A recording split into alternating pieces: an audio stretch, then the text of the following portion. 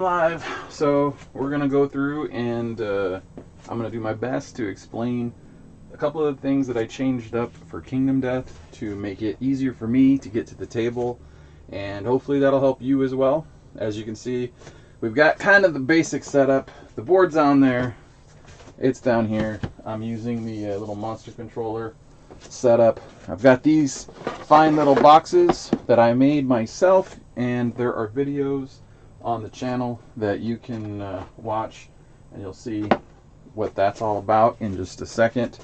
I show you exactly how to make this one, and you flop it out and you got your white lion cards, you got your lion there, and I went and I did it for every single monster, including the lonely tree, and I made little spots for the cards for the gear cards as well. And then I decided, you know what, I'm having a hard time with these gear cards because I don't want to take the box back and forth. What's a way that makes it a little bit more sense? Well, I went and picked up some cheap as hell, steal it from another box, cardboard that you can get from Amazon as chipboard, and or you can just take apart another board game box because it comes with the same stuff, and make yourself an Interim gear card box.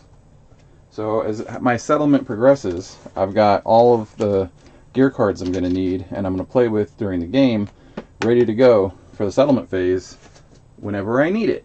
Okay, so I don't necessarily have for the white lion because he's usually there for me whenever I'm going to start running a game, usually the first thing out, and I want to just be able to put him away. I keep the white lion remaining stuff in here for the gear cards. You can do it with a Gorm, you can do it with whatever your L1 monster is, and or tier 1, however they're broken down by Poots. And that'll speed you up quite a bit. I've got everything up to the Phoenix in the regular box in here. What do you do about the other ones? Well, if you bought the box of cardboard, you can make 2. So if you run out of space, you just make a second one. These things here are not gear cards, obviously. They're extra cards that were in, you know, sometimes they screw up with what they send you. And then sometimes, if you go on their website, you can find things like Alice in Twilight Night, these custom scenario things. I printed off myself and laminated them. I print them off on cardstock and laminated it so that I could play the game, and I throw it in with my regular stuff that way. So if you're into that, maybe you want to go in and find a tabletop simulator install that has all the different abilities in it, and you can print off a bunch of those as well so that you don't have to constantly record what each ability does. You can just print it off and stick it with your character. I'm going to show you how that works in just a second. There's also some fun people that you have to thank right up front, and that's the people that make the content creation for the community editions of Kingdom Death, and Fen on Patreon, who makes a lot of this stuff that makes it easier for you to understand the game, work the game, all that kind of stuff. So thank them up front. Hopefully you have already found out about them, because they do provide some free materials for you, and some things like the Black Lion that you can use your White Lion in to play against, and it's a more difficult encounter and different system, different story, all that kind of stuff that the community made to make their own expansions. So let's keep going. What else we got? Well, I got this folder right here full of stuff. I'm going to set that aside for right now. I'm going to set aside my gear cards because we're not in the settlement phase and I don't really need that just yet. Right now it looks like we're in a hunt. We might need that. Things that you might end up with on a hunt: tokens, priority token, endeavors, different things you may spend as you go through. And one of the things I did on the box is I printed off, I don't know if you can see what the labels are on either side. So when I'm done with the box, top, I set this in here, and then that tells me if I got the right one I might not have it at this point, but I just threw it in there. Well, I was looking backward at the camera, at the monitor, but you can just pull off what you need, and oh, I did get it right. And you have all your stuff. These are coin capsules. They make it seem like the $350 you invested at a minimum in this game, plus shipping and whatever else you put in, that you're not going to waste it by things getting spilled and broken on your tokens. And since the tokens don't really change that much, maybe the art eventually will have some other change to it, but I highly doubt it. A nice permanent home like these coin capsules means stuff doesn't get spilled on them. I like them a lot. They also feel better in the hand. They're easier to grab. Not everybody's got nimble little fingers. I am a fat giant, so my fingers are fat giant fingers, like sausages, and you know, that's just how you deal with it. You can set this in nice little free space up there, wherever your table is. This is actually a smaller table than I normally use, just to be able to film it a little easier. And what's this? What's this thing here? Okay, this is a new innovation, and I did put some Survivor art on it. Same way that I made the White Lion box, I made this box. You use the same exact tools, same exact whatever. Just take your measurements and make yourself a nice organized little box and set your stuff inside. Or you can use this lid to set other things on top of to get it off the table. For right now, I'm just trying to get everything into view for you. Okay, so what do we have? Things that the community made. These little handy dandy cards are things wherever you got your hit locations, so you don't have to constantly go back to the book and find out what went wrong. There is a typo on one of these. Hopefully they fixed it by the time you go and print it off, but you can find it on Fenn's Patreon. There's some extra gear sleeves in the event when I swap things back and forth. I can put it in there before I stick it somewhere for more permanent storage. Terrain! There's all this terrain. Do you have to keep your terrain in there? No. If you, let me move some chairs out of the way. If you go out of your way to print off Axolote Gaming's 3D terrain yourself, like I have, it's not going to fit in here. You just put it in another box. If you want, you can do like I'm doing. I made a box out of paper and cardboard. It's glue. The glue's drying. You know, you can make yourself a box to go with that to keep the stuff in. But right now, we're just going to talk about the cardboard. It stays in here. I glued all of the edges, and then I, before gluing it, I took a dry erase marker and put black around them because I think it looks way better that way. And you don't have to do that. You can do whatever you want. If you are going to do it, I would use, let me reach around to grab it, the Satin Mod Podge. Specifically the Satin, to make sure that the edges look nice. And it kind of matches the edges and the luster or specularity, however you want to refer to it, of the finish on these, and makes it not so much if you get a little, if you put matte or high gloss or something that looks a little less like the same coating, then you're going to be able to tell. You just wipe your thumb off, but even when you do that, to try to get some of the mess off, as long as the finish matches it, you'll be okay. So I didn't have to worry too much about it here.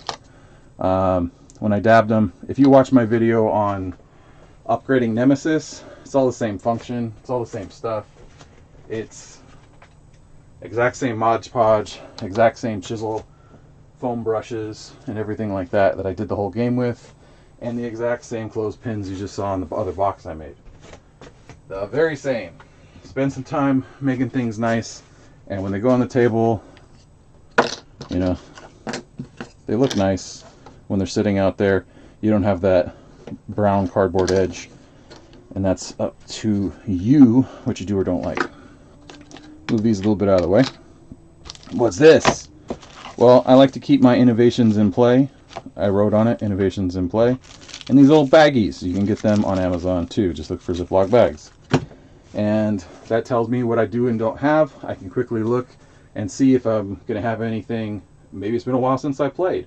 I can look and see if I have any additions to survival or insanity or things that I have to do before an encounter, showdown, and go from there. So once you take these cards off, depending on the terrain and how you set up the terrain, we'll get to those cards in a second. I have more like lunacy counters. I have bleed tokens in here somewhere. These ones are the prism things, I think. I think these ones are bleed. I'm reaching over. The same size fits each one, but because of the weird shape, it's not 100% the same. You can use the bleed tokens however you feel fit, but I think it actually makes it a little easier, not necessarily fit in there, but a little easier to have it be the same round shape as everything else. And then, what else are we going to do? Well, we may run into stuff as we do our hunt that may require different terrain. It may require some strange resources. It may require fighting arts. It may require innovations. It may require hunt events or different other types of the regular universal cards, you know, like those.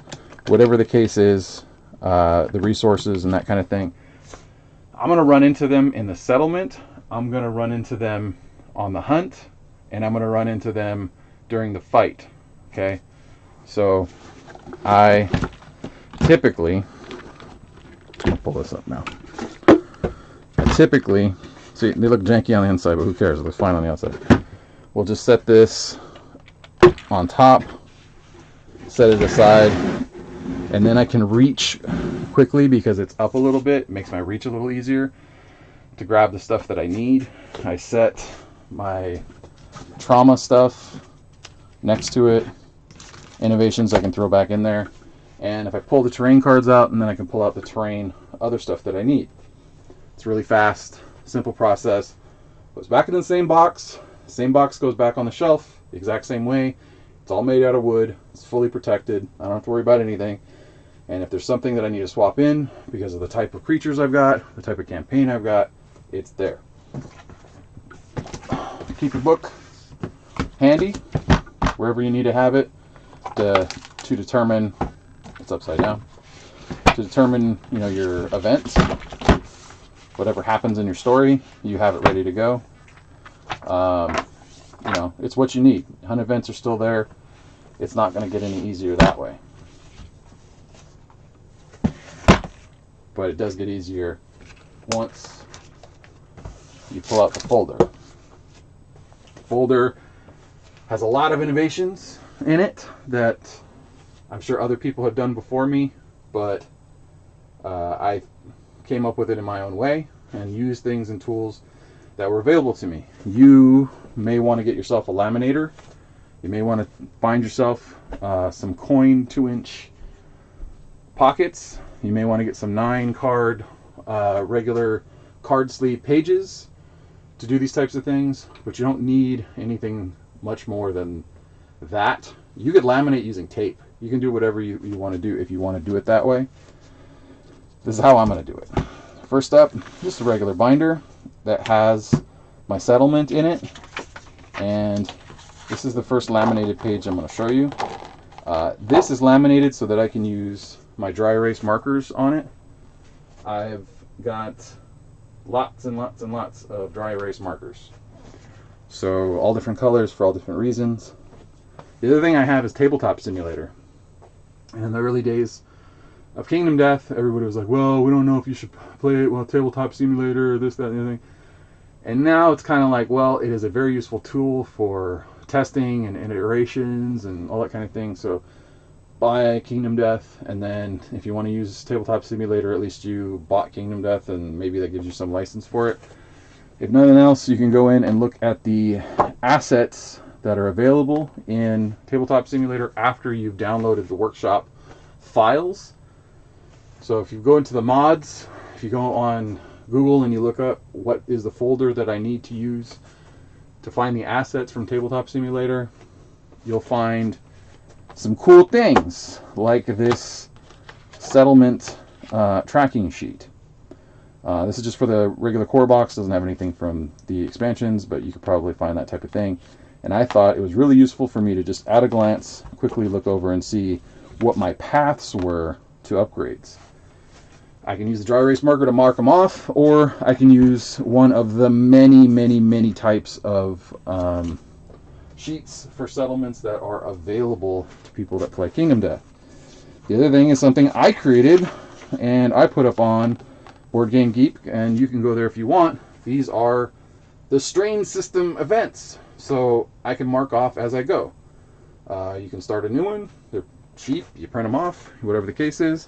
The Echoes of Death 2 or 3 just came out on the Black Friday sale, which was yesterday for 2020.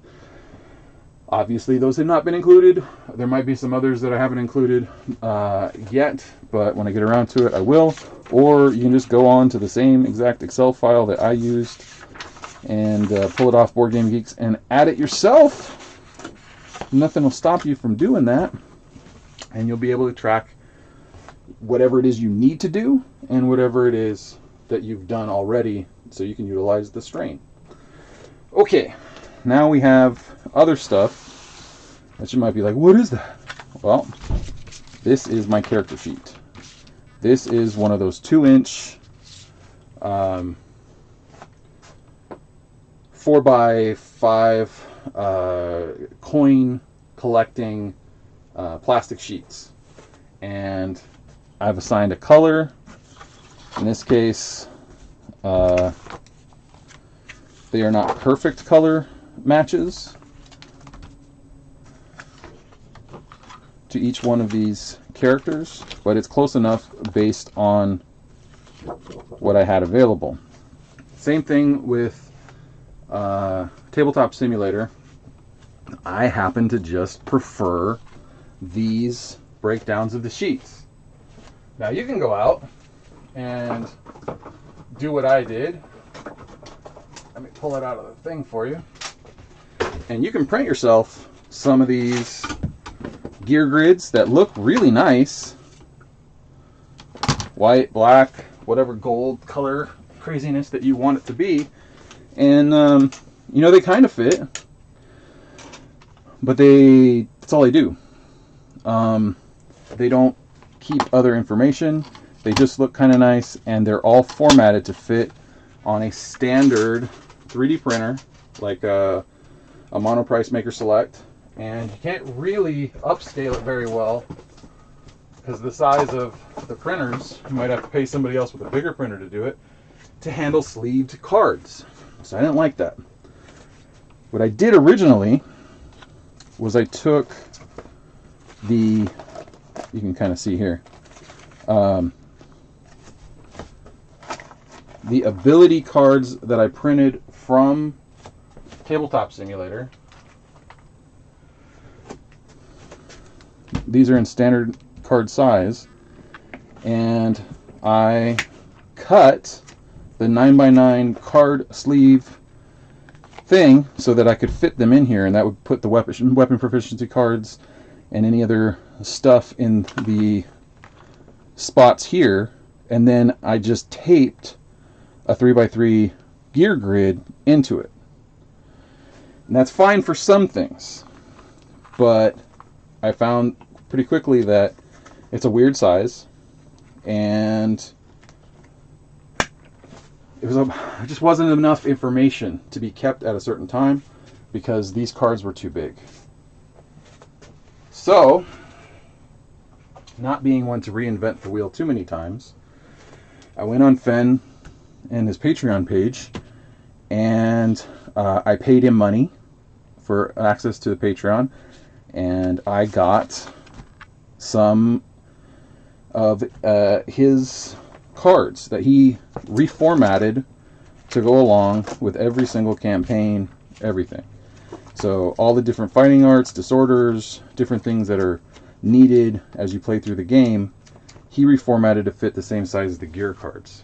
So now my gear is set up in a way that it takes up this 3x3 grid, and then I have plenty of room to set other conditions around the sides. I always try to keep, if possible, I had to go out and buy some more fist and tooths, and they should be arriving in a couple days, and some duplicates of other things that all 4 of your survivors can encounter at the time. So it's it can be difficult without them, but there's a bunch of different ways that, like if you had acid palms or other things going on, that fist and tooth can be adjusted, and you can set it for each player, and you can put it in the gear spot that is outside the 3x3 gear grid, which does count. It is something Poots has decided on, because there was a question of blood paint, whether or not you could use fist and tooth blood paint and a weapon, and he said yes. So this counts as a spot only for fist and tooth. Okay, what else are we doing? All right, I told you about the colors, that these go to these colors. I dry erase a Greek letter, so that's alpha. There's alpha, gamma, epsilon, whatever I'm into. I make all of the characters having Greek names so that it's easier for me to just quickly put what's there. I have my proficiencies. I have whatever adjustments I need to make. I got my hunt experience and understanding and whatever, and armor. I can make all those adjustments really fast because the pages are laminated. I don't have to constantly erase with an eraser on the paper sheets, and I like the way that this looked with the color behind it. It just fit better for me. You can set your bleed tokens or other tokens. There's a track that goes along with it, and you can make adjustments with colors and pluses and minuses and whatever it is you want to do.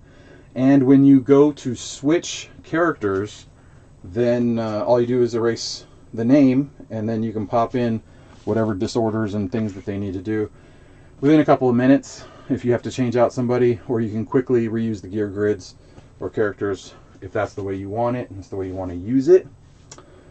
Okay, it's all pretty fast. It's about 2 to 3 minutes. By the time you lay everything out and go from there, you pop your monster out of the box, you take the cards out, you lay the cards into here, 2 or 3 minutes, you're ready to play at whatever stage you were at. It's up to you to design what it is that is your save game state, but you should be pretty quickly able to go with it. Do I need to say anything more about what's in this folder? All of the books are here in single sheets, so I can quickly go to whatever animal I'm hunting, whatever monster I'm hunting. There's some extra sheets that I might need there if I wanted to go back or show somebody like you a different method of using the gear cards. I use X's whenever I'm not allowed, like you get the vestophobia and you can't wear chest armor, and you put an X on it with the dry erase. I've got some quick reference sheets that I found useful if I ever forgot the rules. So those are handy because it's on a D-ring binder. You pop them in, you pop them out. Some extra character sheets. I do record on paper sometimes the characters, but the rest of the time I use blackledger.ca, and that does a much better job of doing the accounting for me. It doesn't have things like the Twilight Sword for whatever reason as an option, but for the most part, anything else, it works pretty well, and I can keep track of the characters, their names, their deaths, how they died, all that kind of stuff. These are fighting proficiencies and all that kind of stuff. I'm getting another 3 of each made, another set of rules for me to keep track of, and go from there. You're like, what about other stuff? Okay, well, I'll show you some other stuff. I use bags for everything. Those are the settlement events. This is not the innovations I have in play, but the innovation deck. I can keep it in the bag and keep it in order. You know, so you should pull from the top or whatever. You don't change anything in the orders. I might keep it in the bags. You take it out of the bag, you put it in the bag. It's pretty easy. And then I can handle settlement events that way, keeping everything nice and neat. You can do the same thing with locations. You just gotta take a ruler out, measure it, and then order it from Amazon. You'll be fine that way. Is there anything else that I need to show you? Oh, let's talk about the minis.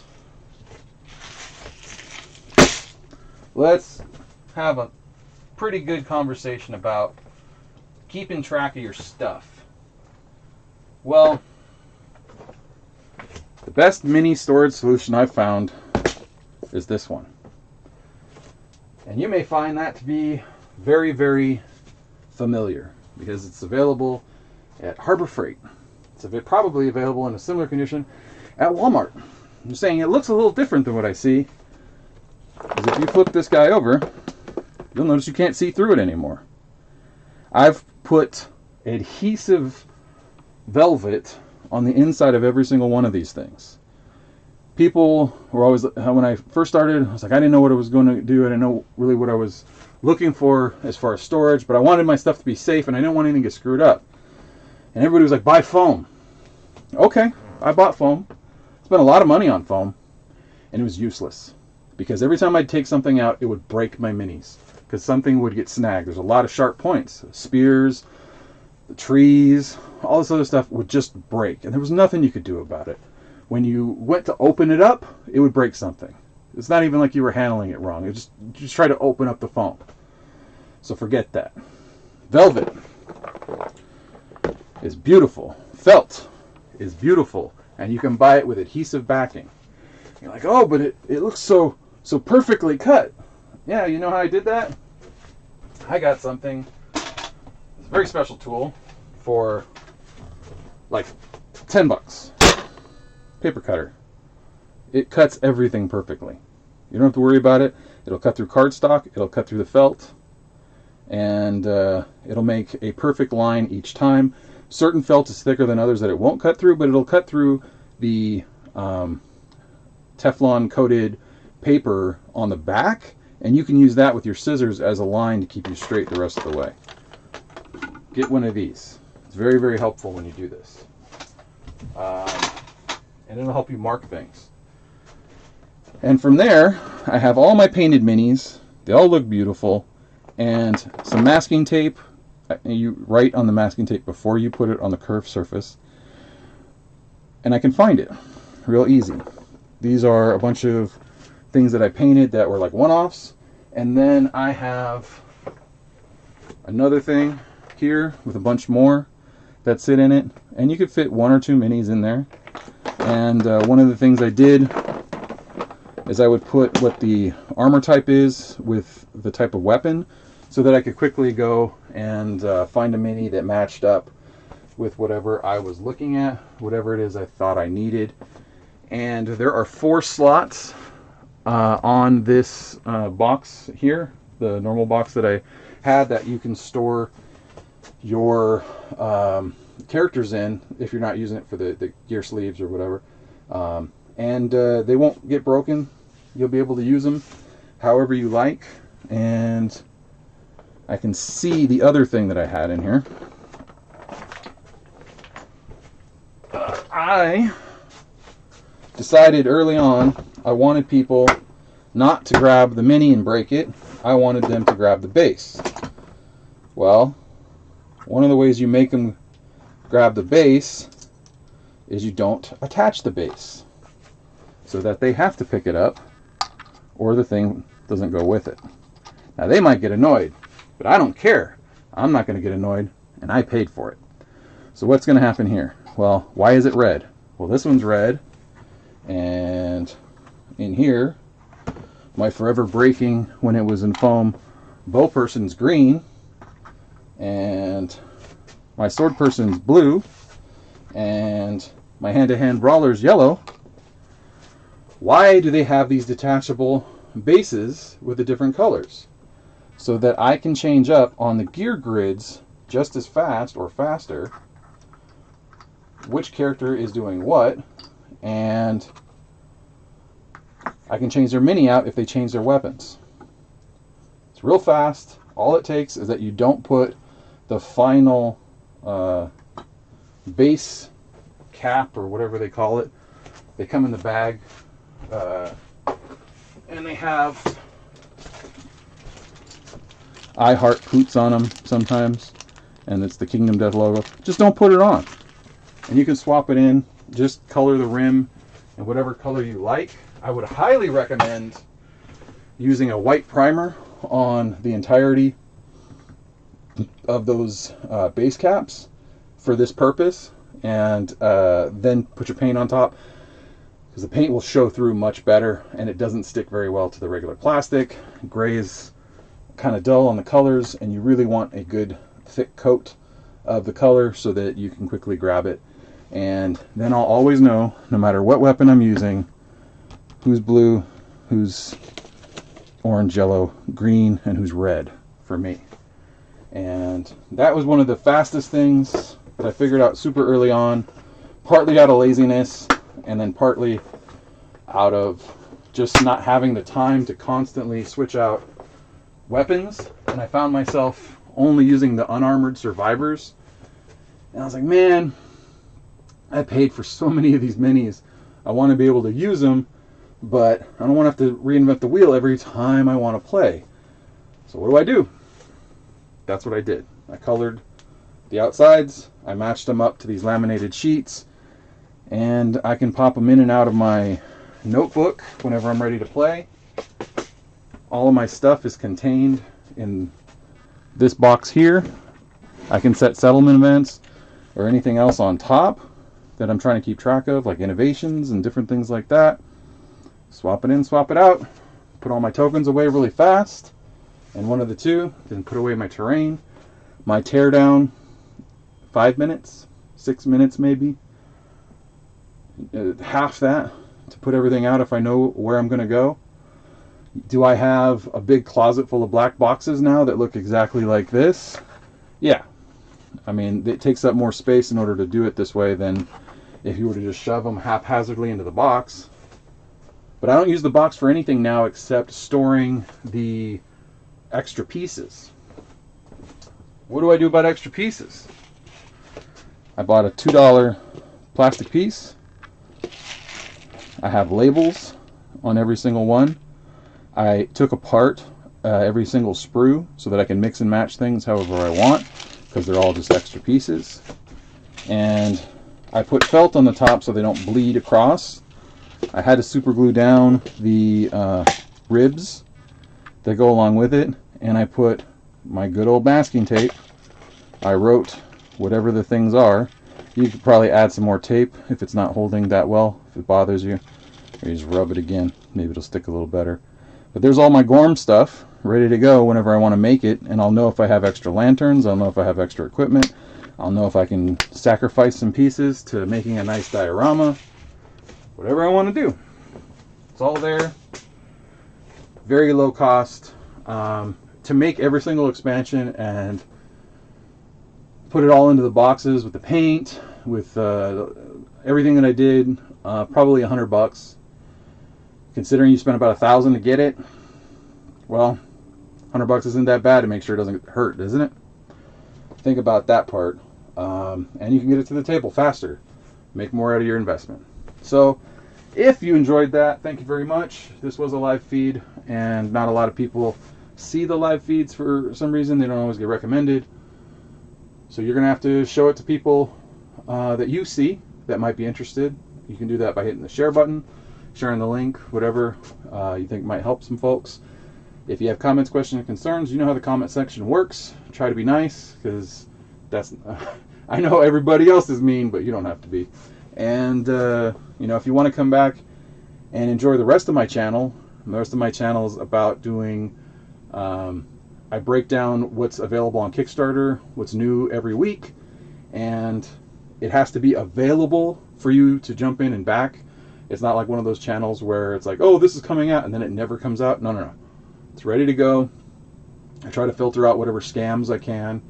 And after that, we've got some board games. We've got RPGs, terrain, the 3D printable stuff, anything that a hobbyist would enjoy. I try to cover in as much detail as I can. Usually every campaign gets between 30 and 90 seconds.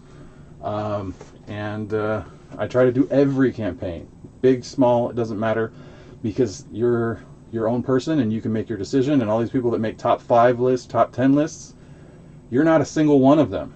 You don't have the same exact tastes as any of them. So I like putting a complete picture that you can go out of your way to learn more about a game that you enjoyed. Give a little bit of time to small creators, because that's where a lot of the innovation happens, is with the small businesses and not the big campaigns. So if there's somebody you love, then you'll probably find them on my channel, and you can keep up to date with whatever it is that you enjoy in the hobby every week on the weekend, just like today. Not going to be a live video, usually comes out Fridays or Saturdays, and you can keep up with it by subscribing. So thanks for watching the video to the end. Hope you have a wonderful rest of your hobbying time, and take care. You have a good one.